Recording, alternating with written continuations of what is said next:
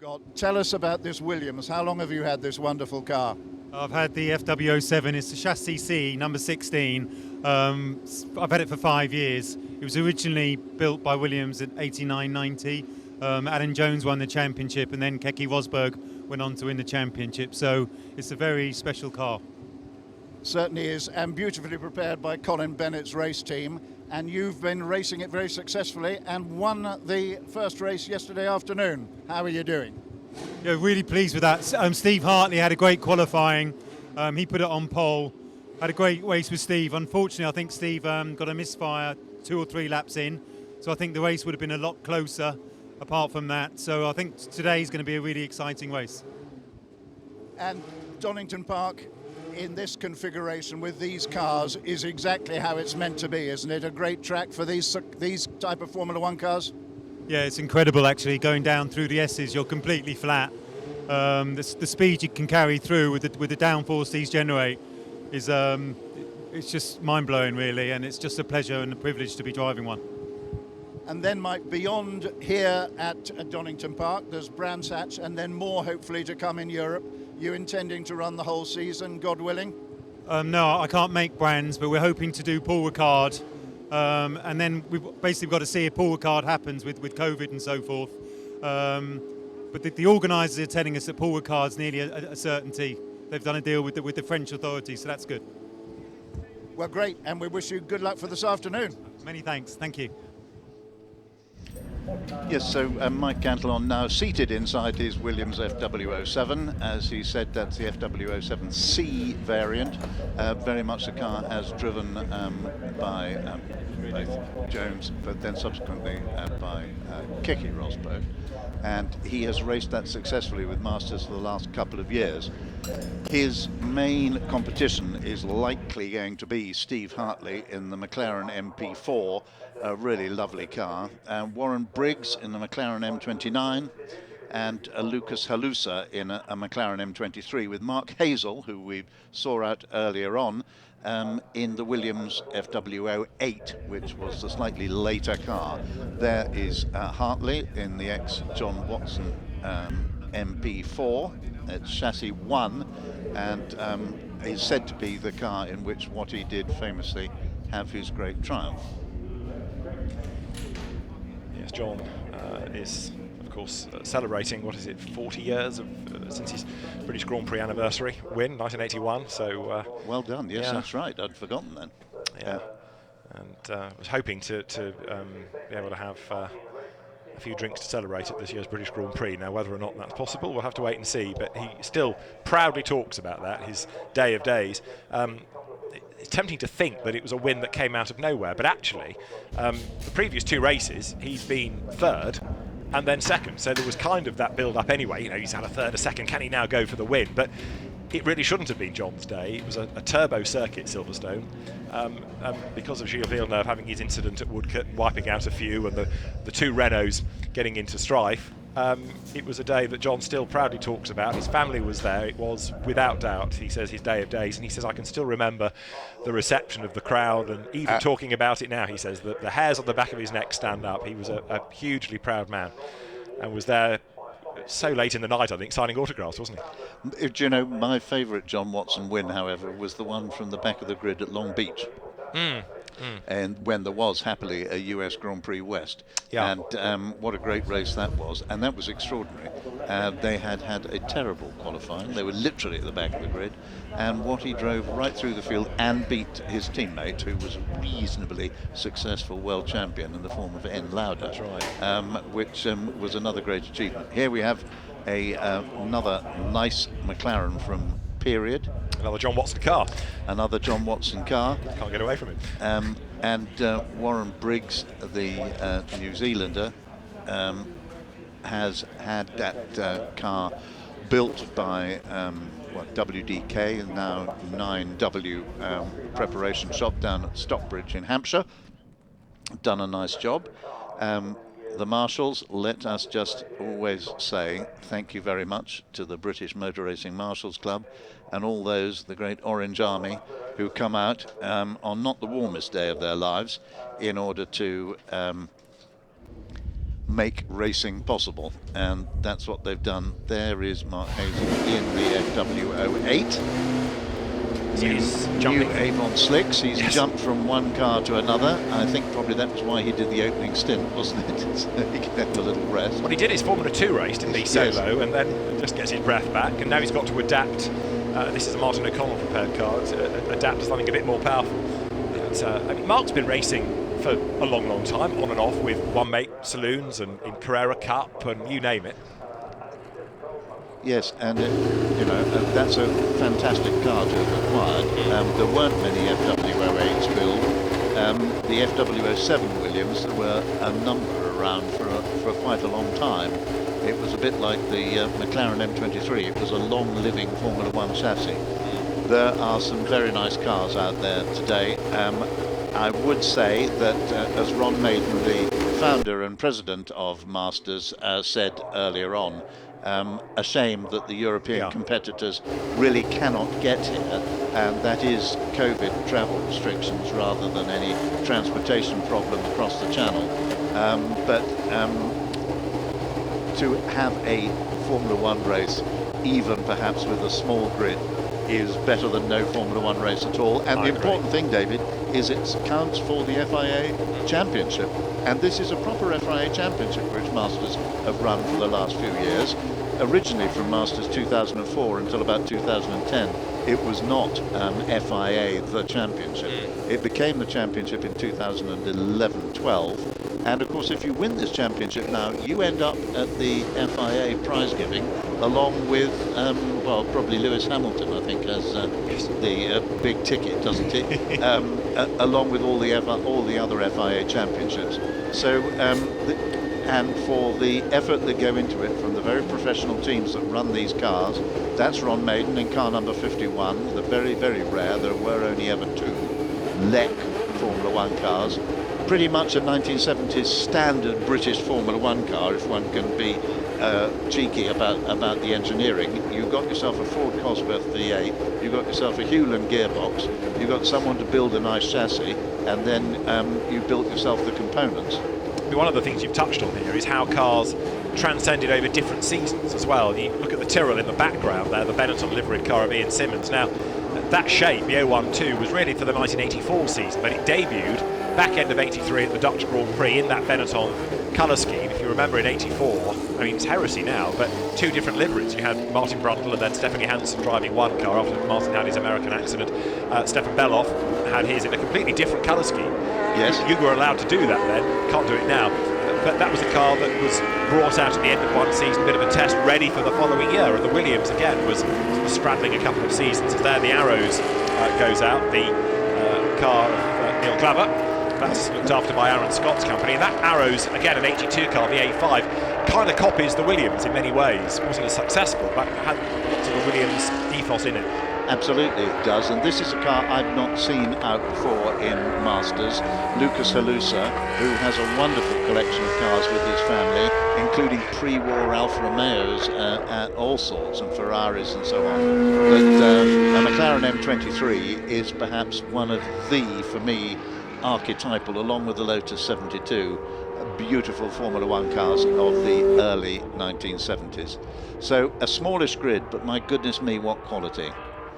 So McLarens, Williams, Tyrrell, Shadow, the LEC, Arrows, and Chris Perkins in the Surtees TS14, which of course, here it is, just as I said. That is the ex-Carlos Pache car when he first went to Formula One with John Surtees' team, hence the Brazil export slogan down the side, and a colour scheme that with the Surtees Arrow, Pache rather adopted for his helmet.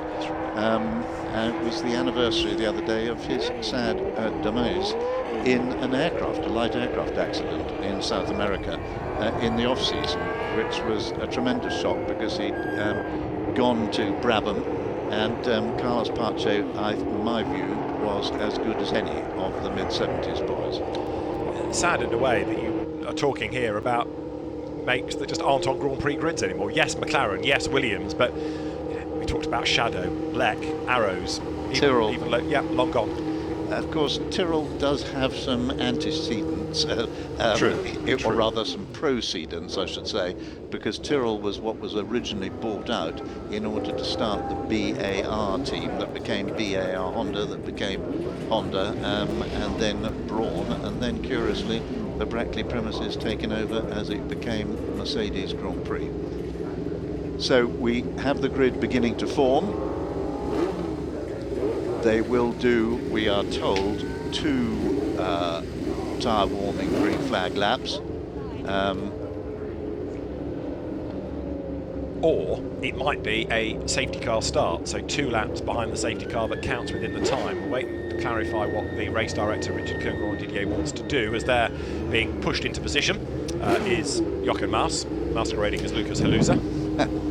Mike Cantillon then for the outside of the front row today. In the background there you see the Williams FW08C Mark Hazel, the 1983 car, which has got quite a lot of Donington connections, in as much as it was the type of car with which Donington owner Jonathan Palmer had his Grand Prix debut at Brands Hatch in the 1983 Grand Prix of Europe. And also here to do a test in 1983 was one Ayrton Senna da Silva, as he still was at the time. Frank Williams wanted to see him run. He set his then Formula 1 driver, Dr. Jonathan Palmer, out to set a time, and this young lad, Brazilian boy out of the Formula 3 grid, jumped into the car at this circuit in a Williams FW08, and as Jonathan will happily admit, was immediately a second a lap quicker, but he was called Ayrton Senna, and he did go on to do a number of things. One of the great mysteries from that test, because we used to have that very car in the museum here, was one of the great mysteries of that FW08 and the time that Senna set and how impressed Frank Williams was why Senna didn't ever actually sign up with Williams. And of course he went off, and for his first season in Formula 1 he ended up with another distinguished but extinct mark in the form of Tolman. That's right. I had a feeling that I read somewhere that he'd said to Frank Williams, thanks very much for that, but I don't think I'm ready for it yet. And there are a number of different stories. It slightly depends. He never really said, and if you read the 2 or 3 different excellent biographies of Ayrton, there's always a different tale. And I guess the person who really knows is Frank Williams. Yes. Yes, indeed, because 84 was still Keke Rosberg and Jacques Lafitte, wasn't it, in the Williams? We were into Honda Turbo era there. Yes, and they were just that was the first year with a sort of a very unfriendly Honda Turbo. Yeah. We were just looking there at the green Tyrrell, which is Tyrrell 012 of Ian Simmons. Ian owns a company based at Kimbolton in Cambridgeshire, which makes a lot of signage, particularly for people in motorsport, funnily enough, but also the House of Flags is his very fine company. And if you're waving a Union Jack anywhere in Great Britain, the chances are it was made in Kimbolton by Ian's company.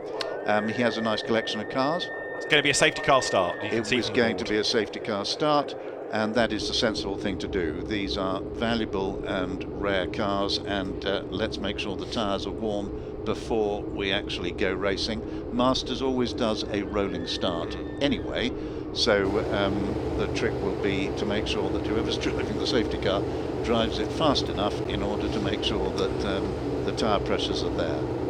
Yes, it's always been one of those little quirks. Authenticity is key in all of this, because you look at the liveries, have to be period colours, many of them are able to keep a period competition number as well.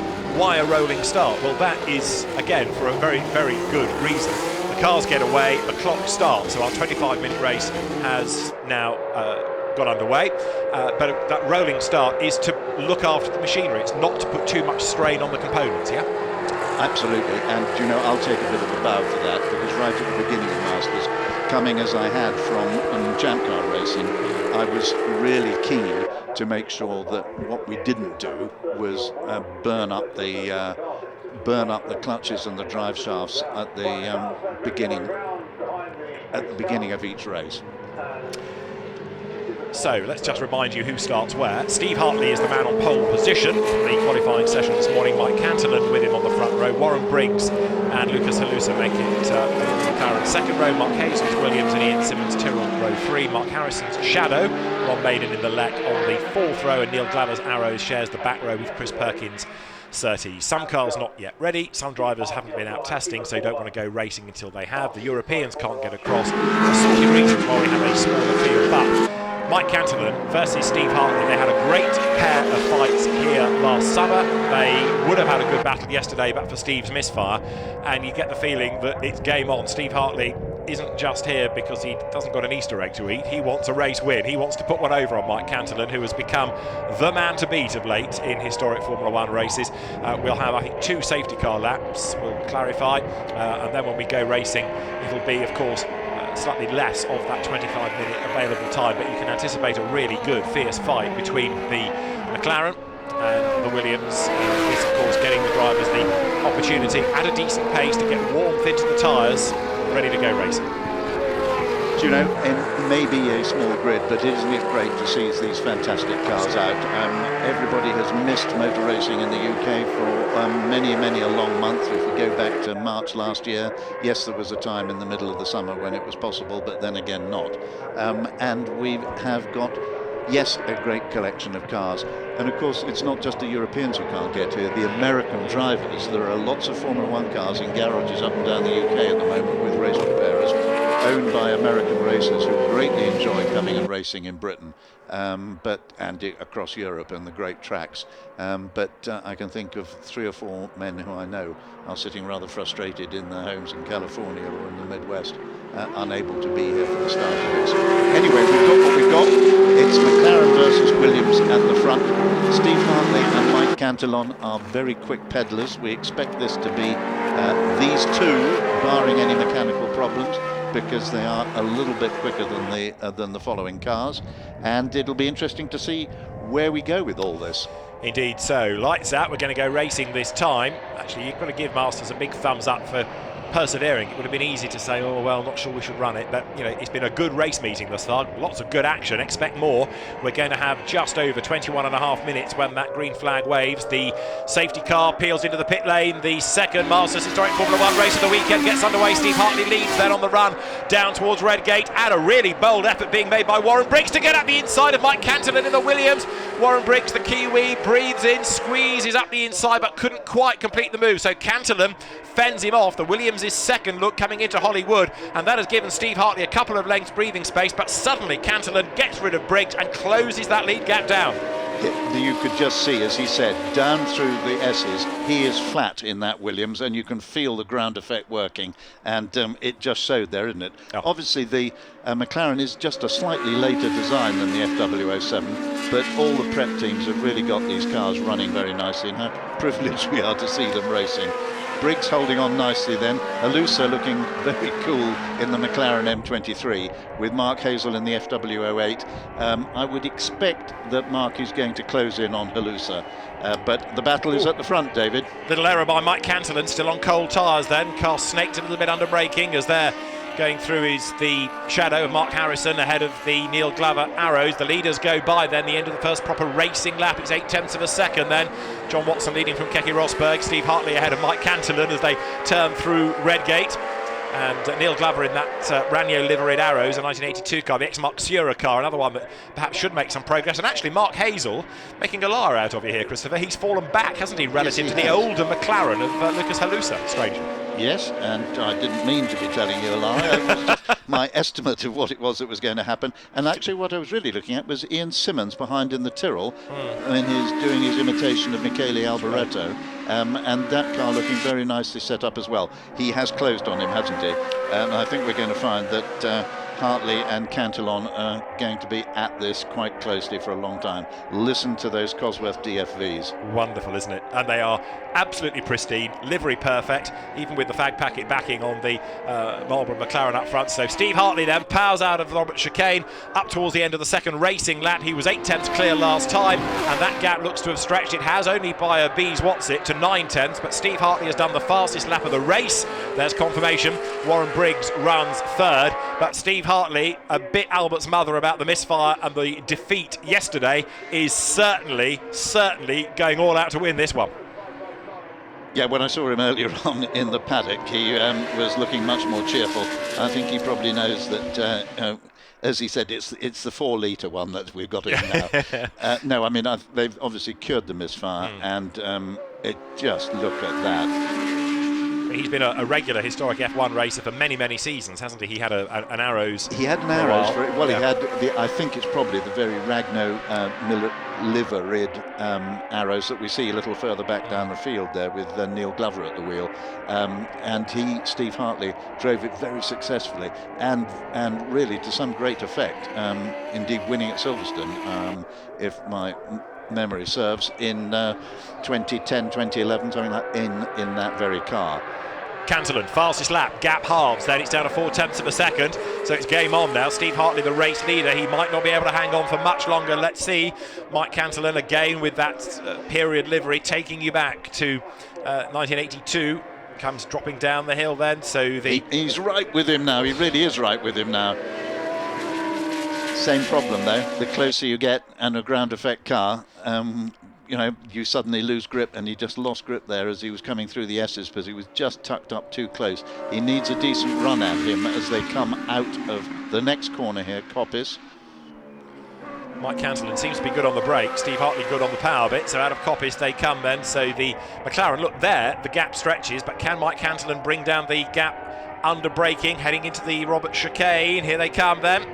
Patrick Head designed Williams closing up onto the back of that McLaren. Flick right, flick left, up towards the line. 0.4 of a second last time. Looks to have grown, doesn't it, that leading gap? And it has done so by 0.6. It's over a second now as the McLaren battle third. Warren Briggs and Lucas Halusa go through together. And Mark Hazel has caught back up. Into the pits has just come Elio De Angelis, by the way. Mark Harrison. Sorry, that's a shame. Yeah. Mark Harrison in that Arrows. Yes, indeed so. Nice car. You're right, the FW08 is up with the two McLaren boys. Two very different McLarens, the M29 and the M23. The M29, it's fair to say, and I think if you were to ask your friend John Watson, he would say it wasn't his favourite car. And the M23, the car in which Emerson Fittipaldi won his World Championship and then James Hunt won his World Championship, was a really fabulous and long-lasting car, effectively from 1973 to 1976. And it was replaced first of all by the M26, which wasn't very popular, and then the M29 ditto, and indeed that was why, wasn't it, the worst one of all was the M30, and then McLaren got pushed by the tobacco sponsor into the position of having to do a deal with somebody else, and that was the beginning of the new era, which is the era of the car being driven here at this race by Steve Hartley. Yes, Ron Dennis came along. McLaren type numbers became MP4s, McLaren Project 4, which was Ron Dennis's team. John Barnard brought in, carbon fibre chassis brought in, which again John Watson was very thankful for at Monza, the 81, with his huge accident where the car broke apart. And John said he didn't realise the severity of it. He got out of the car, walked away, looked and saw a bit and thought, I wonder who else was involved. And then he realised it was the other half of his car.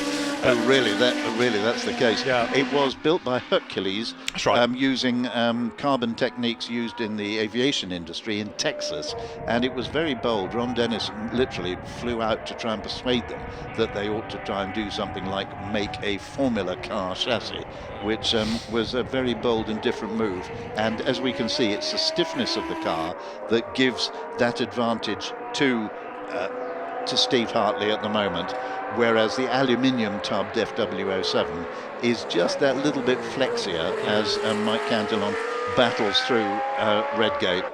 The level of grip between the two cars is really interesting to see. It was a groundbreaker, the McLaren, in terms of that technology used and the safety. It wasn't a groundbreaker in terms of race wins because it was up against the turbos at that time, but you can see how the gap suddenly comes right down under braking for the old hairpin. Mike Cantillon mounting another challenge here, so we've had effectively the first 10 minutes of the race, and Steve Hartley spending so much time looking in the mirrors. I mean, that is huge pressure he's under. Yes, it certainly is. Knowing Steve Hartley, I can imagine what he's saying into his helmet, and it'll be some fairly blunt words about who's not coming through. Yes, he's a good Yorkshireman, Steve Hartley, isn't he? So he comes then down towards the chicane this time. The McLaren just ahead of the Williams. Now further back, Mark Hazel on the tail of Lucas Halusa as they come through the right-hander of Coppice, heading down towards the chicane once again. The leaders have gone by and the gap is half a second, and another best lap of the race being done by Mike Cantillon. Mark Hazel lines up for fourth place and he goes through, scrabbles through the chicane. Nicely done. Nicely done, and Halusa very correctly giving him the room to do so.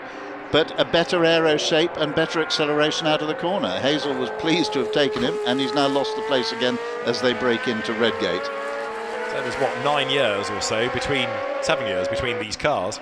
The older McLaren going back ahead. Steve Hartley, I apologise, not a Yorkshireman, he's from Burnley, isn't he? So yes. Lancashire driver. So War of Roses, I've very nearly triggered. Yes, wrong Rose. Right, Mark Hazel, the Welsh driver, 5th, briefly 4th. And what can he do about Lucas Halusa? While Warren Briggs, in the meantime, is escaping up the road in 3rd place. Warren Briggs is driving really well. Was present when he drove that car for the first time some 3 years ago. 2 years ago, I can't remember. But he has not had the car for long. It was built up for him by WDK, who also built a Can-Am McLaren for him, which he took and raced in the United States. We're at it again. Halusa says, after you, Claude, I know what it is I can do now. Yes. But I just, big plug for Warren Briggs, because he's not raced a lot until he got back into a Formula car.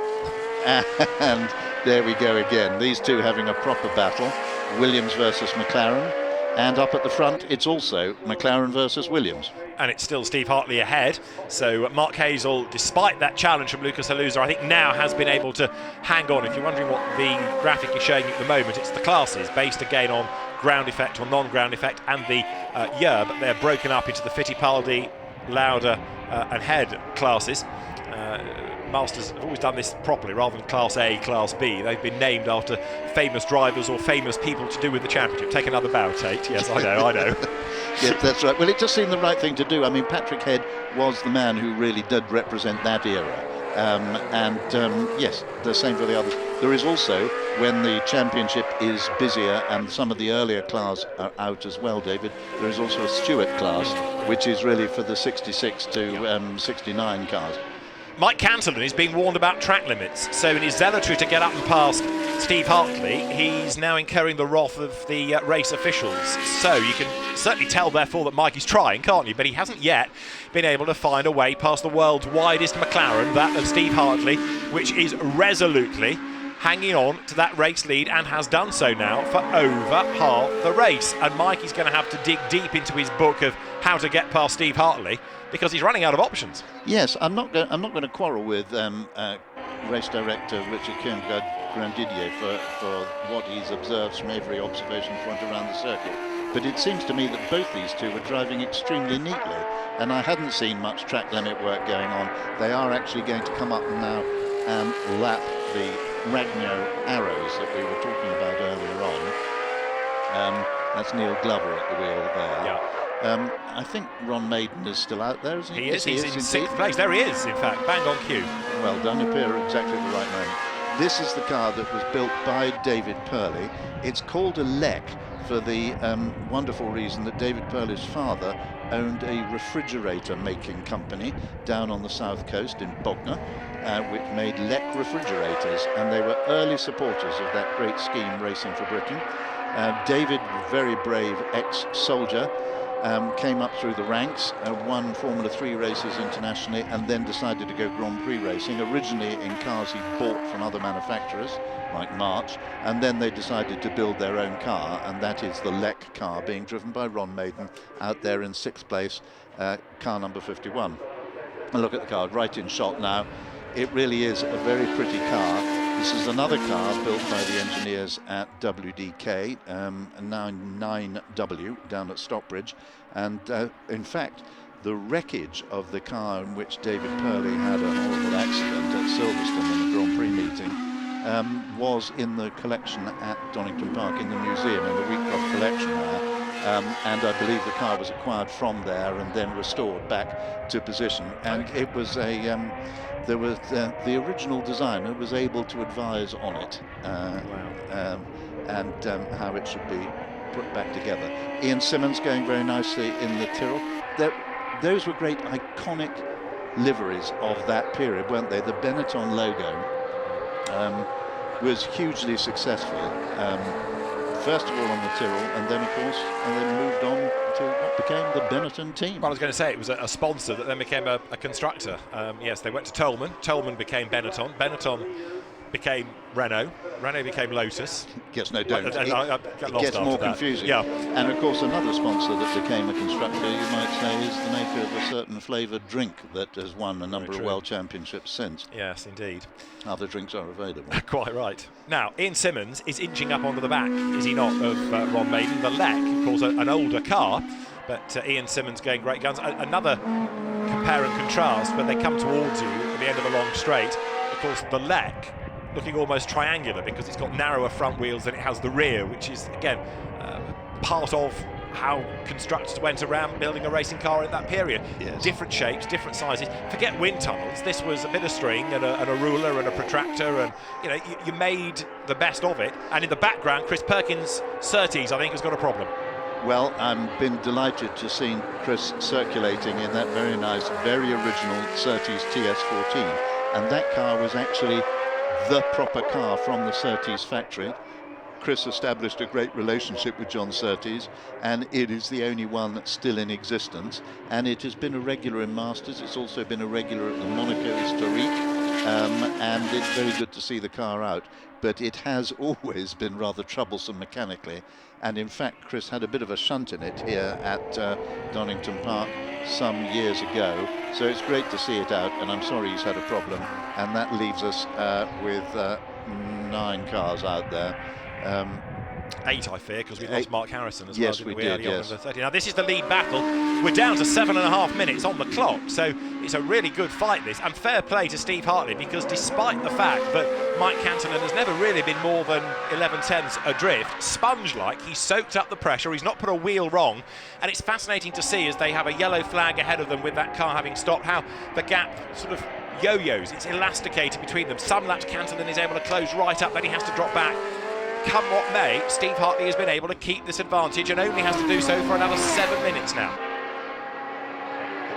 Down to Redgate, the gap this time, 8 tenths of a second. And these cars don't think that they're pussyfooting around. These two are going absolutely as hard as possible. I'm very, very impressed by the way that Steve Hartley has held on to this, hasn't he? Because he has been under pressure. Cantillon sometimes, as you say, drops back, and then he's quicker through certain sections of the course than others, isn't he? And this is then turning out to be Mark Hazel's now got the bit between his teeth. He's eaten one McLaren for his breakfast, and now he's moving forward to his lunch. And Warren Briggs, a little bit wide there, but Warren Briggs is the next car in his sights, and who is that in front of him who needs lapping? That's Glover in the Ragnar arrows, isn't it? Yes. Yeah. Well, he's a sensible man. Yep, kept himself out of the way. Good man, thank you very much. These guys come charging through. Halusa is still hanging on to the back of Hazel's FW08 Williams. By this stage, of course, looking at the sponsorships, the difference on the sponsorships between the Cantillon car, the earlier FW07, and Mark Hazel's FW08, one sponsor that is missing on this car we now see centre screen is Albilad Construction Company, because the other sponsor involved with that, of course, had a member of their family who went off and caused the world a rather lot more trouble in the form of Osama bin Laden. And the bin Laden family and the Albilad family were 2 of the sponsors that you will see on the side of Mike Cantillon's car. All the cars in Masters are required to appear in their original livery, and if one's wondering why it is there's still cigarette advertising on them, that's because there is a specific exclusion for them being allowed to operate in this way in Europe. We did once take a Masters Formula 1 cars to be a support race at the French Grand Prix at Manicourt, and the poor man from Philip Morris nearly had a heart attack when he saw 3 Marlboro liveried cars appearing out. Cantillon getting a bit of a wiggle on there as he came out of Redgate. And Steve Hartley was a little bit sideways ahead of him, but Mike had the bigger of the slides. Now look, we're getting to the pointy end of this, 4 minutes and change on the clock. If Mike Cantillon was lagging back, biding his time, forget it, because Steve Hartley is proving a very tough nut to crack. It might be that the traffic falls to help Mike Cantillon, it might be that it helps Steve Hartley, but this is still going to be a real dash to the flag now. So 4 minutes are on the clock. Remember, the first couple of laps were behind the safety car. They ate into the 25 minutes, but we've had a great battle for leadership as predicted.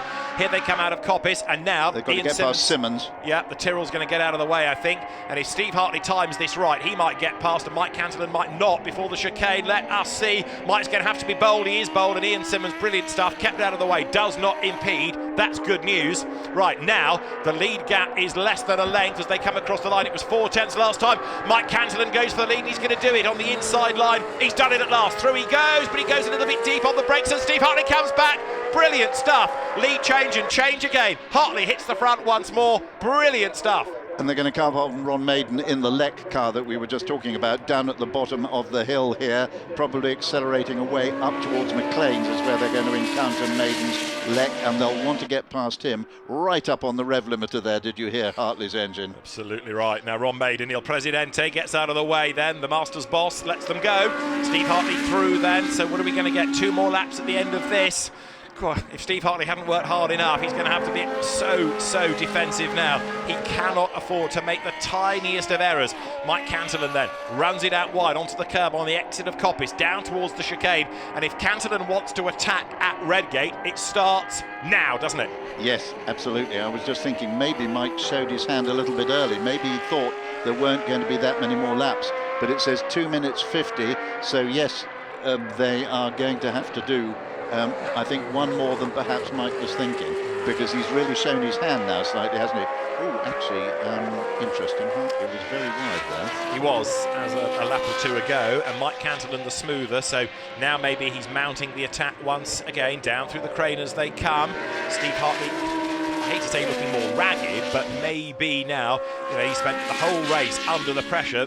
He'd be quite glad to get to the end of this. Maybe now he's just starting to wilt ever so slightly, and a rejuvenated Mike Cantillon has not yet thrown everything at it as we have a change for third. Mark Hazel to the inside of Warren Briggs, side by side into Redgate, and Mark Hazel has done it. Good move there. And Lucas Halusa a little bit wide there, but the three of them have obviously slightly been tripping over each other. But back to the lead battle. Nose to tail, they're going to get, 2 more laps, and Hartley makes the mistake, goes deep into the chicane, and that has done it. He's not going to get the time back from there. That was the error that Mike Cantillon has been forcing to come for over 23 minutes, and it's finally happened, and it's given him the race lead, and that gap means, as Ron Maiden goes for the pits in the background, Mike Cantillon's home and dry. Well, it certainly looks like it. He's got to do probably more than a lap, hasn't he? This and one more. Yeah, this plus one. So he just needs to steady up. That's a shame. The Leck was going very well. But I know the sort of thing Ron feels. He'd probably, when you ask him what was wrong with the car, he'll say it was nothing, it was wrong with the driver. He's been known sometimes to stop when he's tired, which is fair enough. It's your series. So Mark Hazel, third, fourth there is Warren Briggs, who came over as a McLaren mechanic from New Zealand and then races the cars. Great story. Fifth, Lucas Halusa. So it's a shame that we've lost a few with mechanical woes, and Steve Hartley will be absolutely livid. He's got the fastest lap of the race, but no consolation is that. I know Ron has actually complained about a front wheel brake. This is all very, very proper stuff. But out there on the track, these three are nice and close together, and I think Halusa rather fancies his chances of catching Warren Briggs. Warren Briggs, as you say, did originally come over a long time ago as a typical Kiwi. Can I have a job at Bruce McLaren's factory? And yes, he got one and went on from there. He's built up a great business with machine factory. I mean, they've got a wonderful machine shop doing great work, and he is an owner of historic race cars that really enjoys the whole business of the build and the preparation. But Halusa and he are right at it, and they are coming past our position now, side by side, and I think Halusa's got him. I think you're right. And the checkered flag is imminent, and it's imminent for this man who's going to do the double at Donington. Mike Cantillon at a canter in the end, but the lead gap as he crosses the line isn't going to tell you the whole story. Steve Hartley led more laps than anybody else, but there when it matters.